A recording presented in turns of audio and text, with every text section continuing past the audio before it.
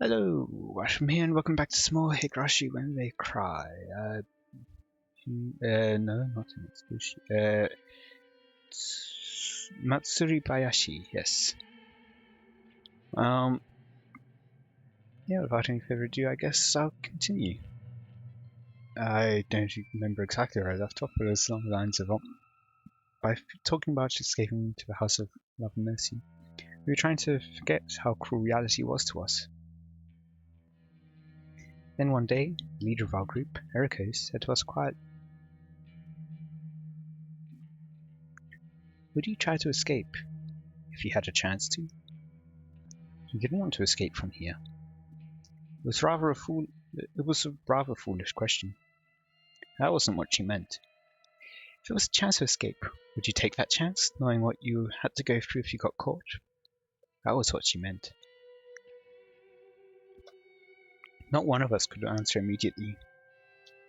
If the previous escape incident was a total success, then we might have thought differently.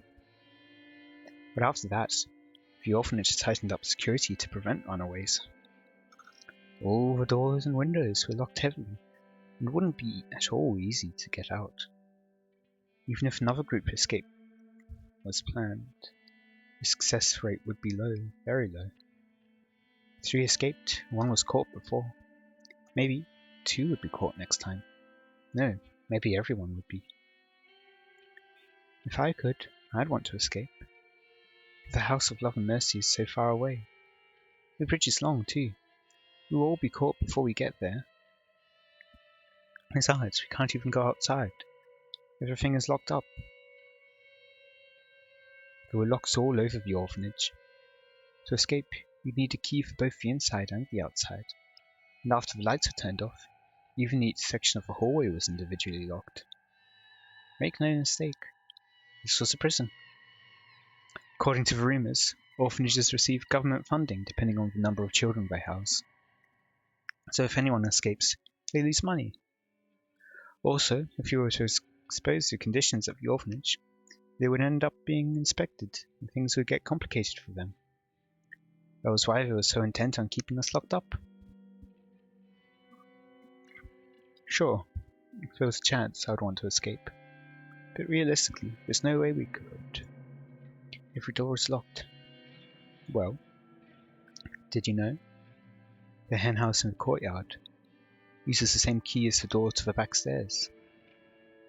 Eh? Really? Shh. Eriko shushed us. Sometimes mass-produced locks take the same key. Of course, most places use different types of locks, so this wouldn't happen. The staff at the orphanage must have overlooked it. So there were 2 locks that use the same key at the orphanage. However, most of us never had a chance to even touch the keys. But there were a few exceptions. One of those was the hen house. Each room group took turns taking care of different chores. If your group was assigned to clean the hen house, you'd have to get the key to it from the teacher's office. You were supposed to return the key immediately after you were done. But while taking care of the hen house, the key was in the children's hands. While the staff would occasionally come around to check, they couldn't keep an eye on us forever. Hiroko-chan, you aren't thinking about using that key, are you? Let's not. It's too dangerous. Of course it's dangerous if there's only one of us, but it's different if we're in a group. Wait, why? Do you know why only one kid was caught the last time they tried to escape? They were desperate. So to escape as a group, they did something to increase the chance of success. That was why only one of them was caught. What did they do? They scattered as they ran. They dashed in different directions.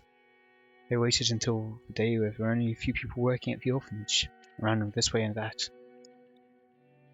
And so, although it all depended on luck, it would increase the chance of success for sure.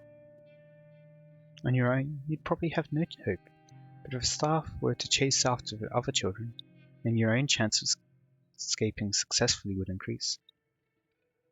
In other words, Eriko is inviting us to escape with her. The more children joined, the more each of our chances would increase.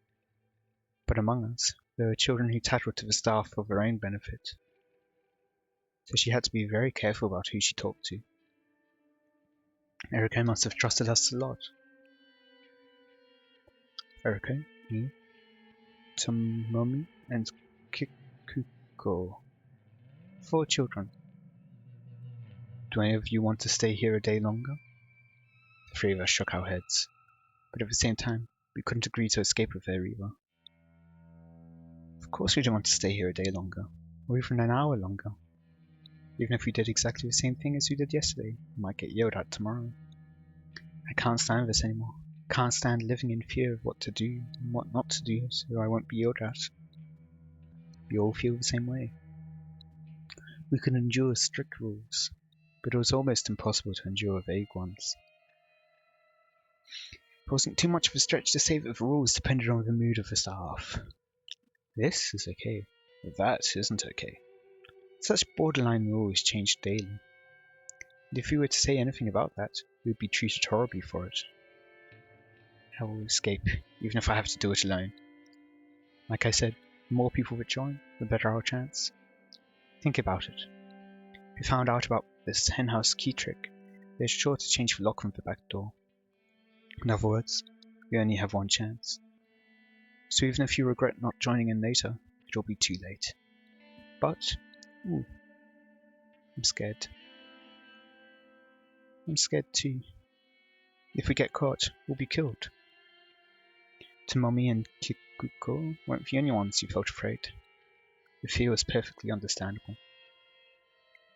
So all of a sudden, the fear of the punishment that would follow had become very realistic. I'm sure Eriko felt the same way too, but her courage was suppressing her fear, and because of that, she shared her idea with us. So, do you plan to stay here forever? No way. I know you're scared, but this is the only chance we have. You have to be brave, just this once.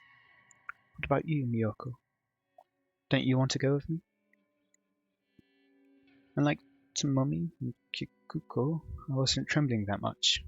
Of course, I was scared in my own way, but compared to the other two, I must have appeared rather calm. Can we really escape? Of course, Eriko couldn't guarantee our success, but I had to ask her anyway. There's no guarantee, but if you join me, I'll have a better chance of escaping than trying to run on my own.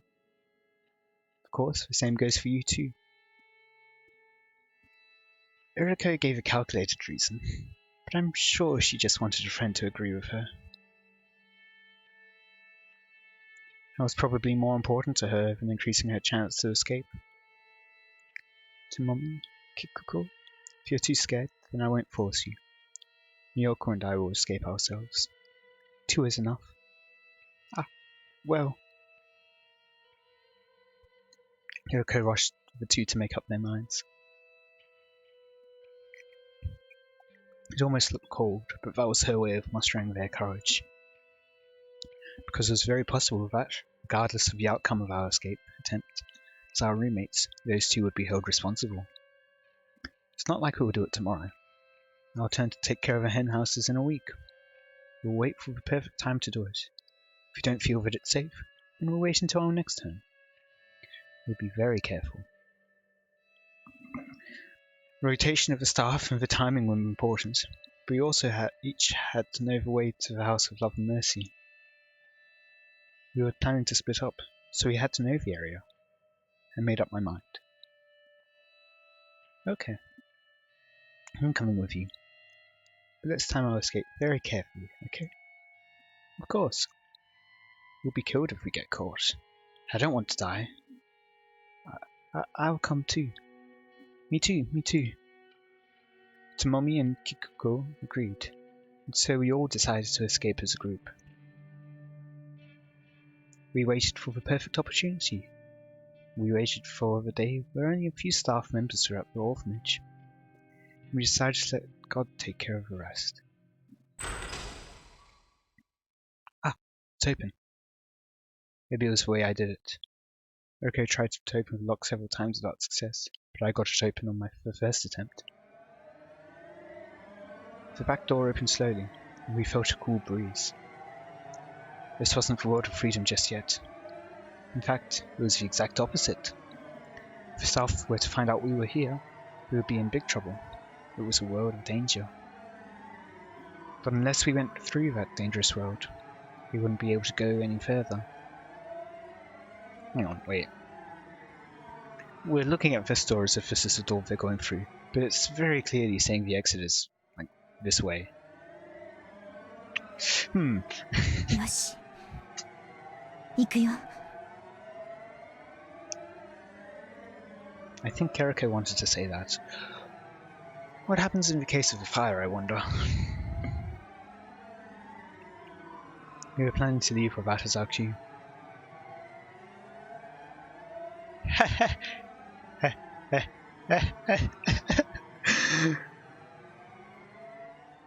Oh, a staff member? But what we heard instead wasn't Eriko's voice.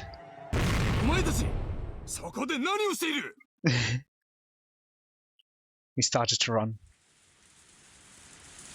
It was raining.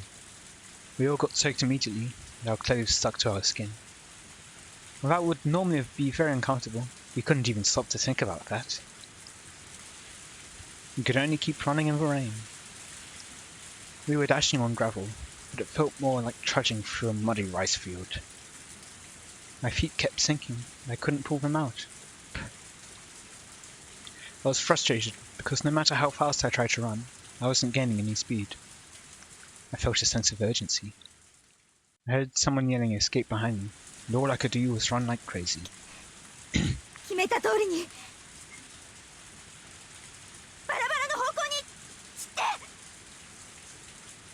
Veriko's queue, we all went different ways, hoping they wouldn't be coming after us. Would we be able to reunite safely at the House of Love and Mercy? All four of us together. Or maybe someone would be missing. No, maybe everyone else would make it, and I'd be the one who gets caught. My thoughts were interrupted by the voice of a staff member coming from behind me.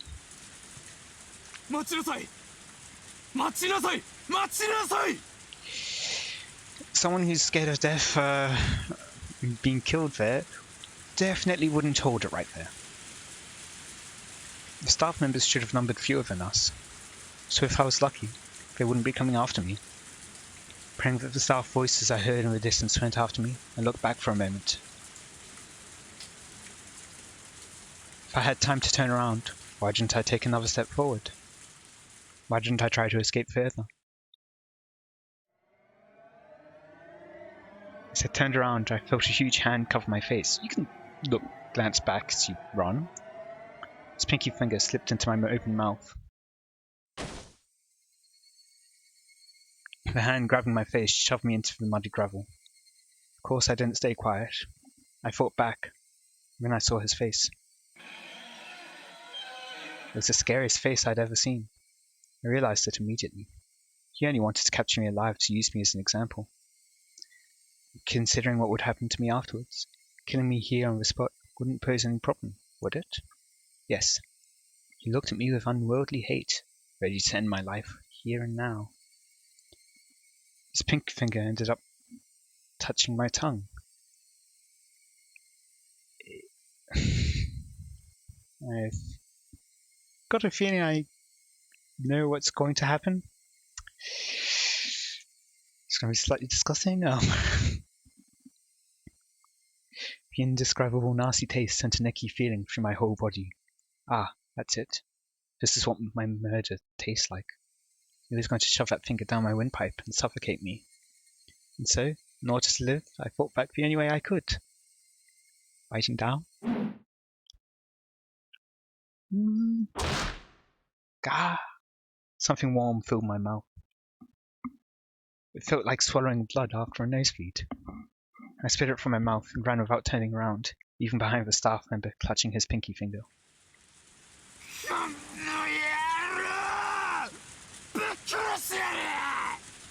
And that changes things, how?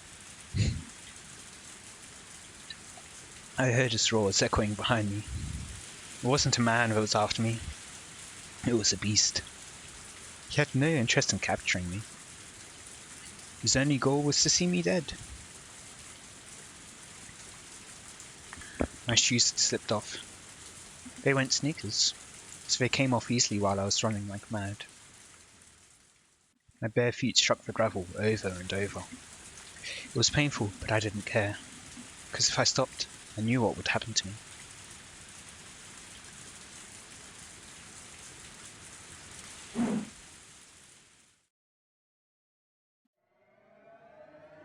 Tree branches cut my face, and barbed wire scratched my thighs.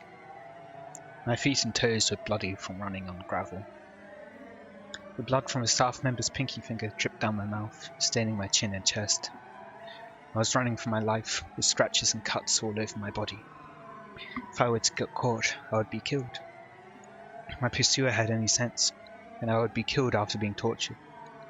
But if he didn't, I would be killed on the spot. I don't want to be killed. I don't want to be killed. My lungs and heart were about to explode. My mind was blank from fear and lack of oxygen. I was about to lose consciousness. I might have given in, if I didn't hear the voice of a staff member coming after me. My knees were shaking. My legs wouldn't move properly. I felt like I was going to fall like a puppet with its strings cut. But I couldn't fall. I couldn't fall just yet. Ah, it was too late. My face had hit the gravel. I felt the awful sensation of falling, and immediately after, the roar of the beast coming out from behind me.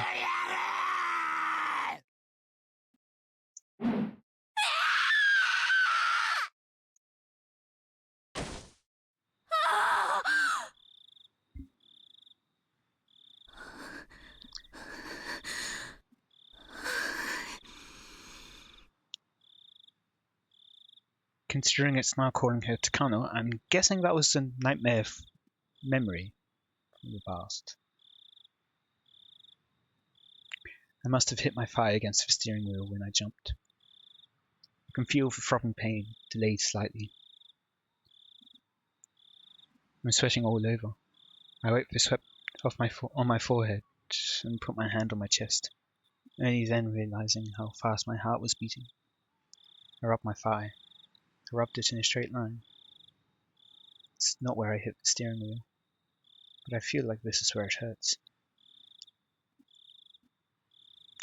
I can't see a scary beast in the moonlit car. I have my shoes on. I'm not covered in blood. My toes are fine too. Someone knocked on the window, startling me. Sansa, 時間です。ありがとう。I wanted to take a nap, so I told him to come wake me up in an hour. Maybe an hour was too long. Too long a nap actually makes you feel tired. I put my seat back up and got out of the car. The cool breeze feels good in my skin. I only see the moon. There's nothing else to see on this mountain trail. My car and a command vehicle disguised as a trailer are parked on the side of the street. I'm gonna guess this is right before the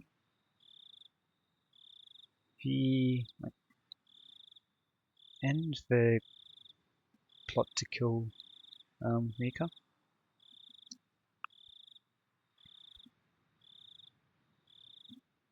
Maybe it's another point in time. I can still feel that bad taste in my mouth. I spat it out on the side of the street. But even that couldn't get rid of it. Taste of blood, saliva, and rain. Sweat from my forehead, and raindrops got into my mouth. But I couldn't swallow, so I ended up drooling. That sensation around my lips brought back memories. I tried to wipe my mouth.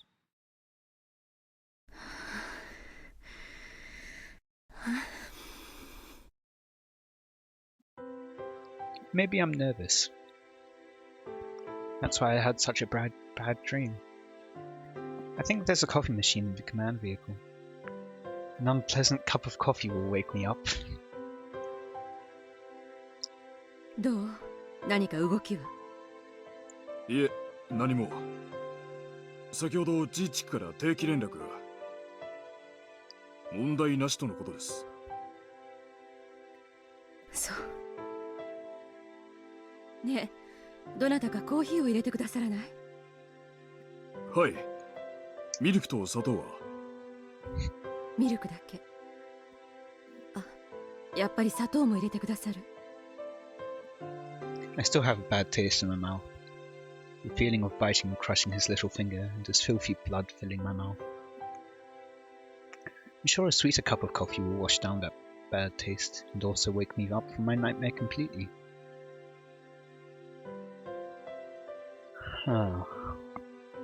So a brief glimpse into the psychology of Takano.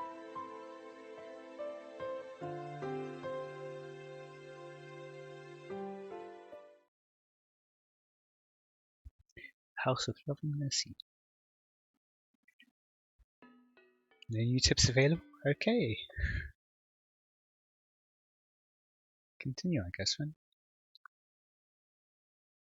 はい、バンケットより後方。スピーチあと一人で乾杯に入ります。準備できてるね。後方 OK です。内部全然聞こえないんで、スピーチが終わるタイミングでコールをお願いします。いいかい。角田君にビールは10本ずつだよ。ちゃんと自分の縄張りにスムーズに運んでね。Can't think of any time hotels really come up. Young hotel workers dressed smartly in bow ties pulled bottle after bottle out of the beer cases, preparing for the toast. Toasting with beer? Okay. They waited for their cue to serve the drinks while listening through the intercom. At a normal party, they could put bottles of beer on the table ahead of time, but if they were selected before the party, then they couldn't.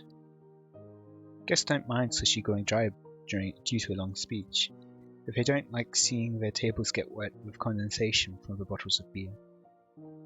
More than anything, they certainly don't want to drink warm beer. That's why beer has to be served right before a toast. However, there's always a speech before a toast, and usually a long one. Especially at a big party like this, there are a lot of guests that give speeches, so it's extremely difficult to know when to serve. For that reason, the bottles end up sitting outside by the banquet room, and people end up drinking warm beer anyway. There were several dozen tables with white tablecloths on them in the banquet room. Approximately 8 people were sitting at each table, so there were at least a few hundred people in the room. The banquet room was filled with excitement. There were many plates of many different kinds of food on each table. A sushi platter, a sashimi platter, a fruit platter. Also along the wall, there were cooks ready to serve fresh sashimi. Words. All the guests appeared to be well-mannered gentlemen, and were clearly notable people in various different fields. The huge and beautiful chandelier above them clearly indicated that this hotel held a status good enough for these famous people. An elderly gentleman was giving a lengthy speech on the stage before making a toast. Usually, people don't like such long speeches, especially if it's before a toast.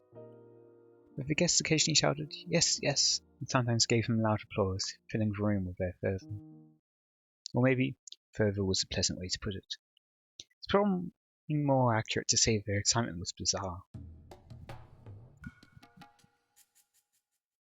Oh, is this some meeting of the quote-unquote Tokyo people? Which country would actually teach people not to show respect towards their own flag? There are no others. It's happening only in Japan. That's right, that's これ right. からはお国のためよりも個人の才能を伸ばす時代。バカ言っちゃいけない。いいですか。彼らが今勉学に励み、夢や進路を自由に選択できるのは先人たちが切り開いた道場があってこその権利。To know ourselves, to know our culture, to understand our history and our country itself. Those are the things that make you realize that you are a Japanese citizen, that make you understand the part you play as a citizen of this country. The feeling you get from that love is love towards your own country. How are those anti-Japan teachers are proclaiming that it's militaristic brainwashing? Those stupid claims are wrong. What are those people doing anyway? They're teaching our children to hate being Japanese. They're the ones brainwashing them with a self-destructive education. They're teaching our children that Japan should be ashamed of itself, and that they should be ashamed of being Japanese.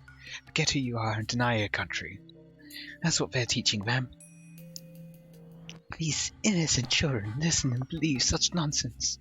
Of course they do. They go to school and learn things, right? Their teachers teach them that. Of course the children believe it. Can you believe such corruption exists? We must do something about this country's education now, no matter what it takes. The sound of applause filled the banquet room. All the gentlemen agreed and expressed that they felt the same way by cheering him on. After that, the gentleman wearing a cloth sash approached the stage.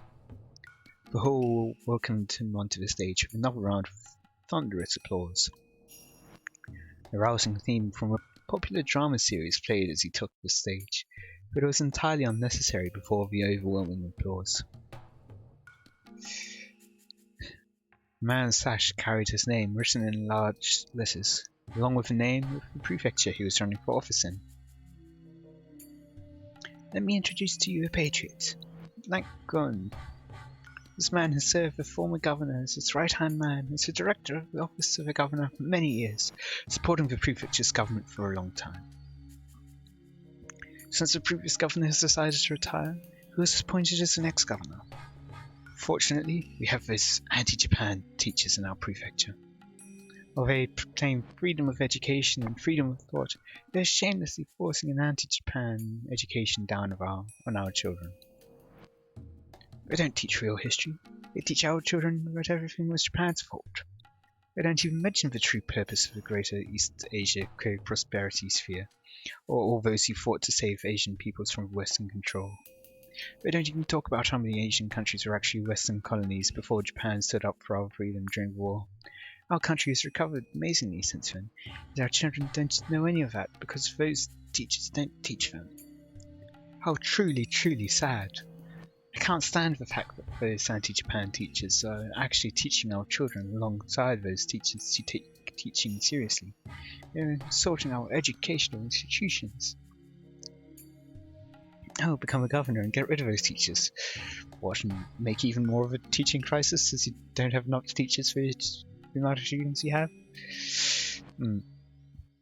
I'll straighten out our education system. Make sure our children will grow up to be decent young people who can carry on Japan's future. He, Gun, announces his candidacy for the next year's prefectural governorship. We appreciate your support for him. I promise, I will straighten out Japan's education system. Thank you for your support. Quite nationalistic. Again, the banquet room filled with applause. The man was receiving a standing ovation. I need to explain a bit about this banquet before you misunderstand. It wasn't a conference of a political association, or a lecture by a political candidate. It's hard to believe. This was nothing more than a meeting of the college's alumni association. Everyone should be familiar with what those are. Whether it's elementary school, junior school, high school, or college. Once you graduate from one of those, you normally belong to an organization of alumni. You receive invitations for reunions where you enjoy talking about the good old days. However, there are many different types of such organizations. Some are simple, and some are united with much tighter bonds. Once an association becomes united with those tight bonds, it is no longer a simple organization of alumni. Rather, it becomes a significant faction, known as an alma mater clique. In Japanese society, it's traditional for graduates to form tighter bonds that go beyond the level of an organization. Also, the more superior the alma mater, I forget how to pronounce it, the stronger that tendency holds true.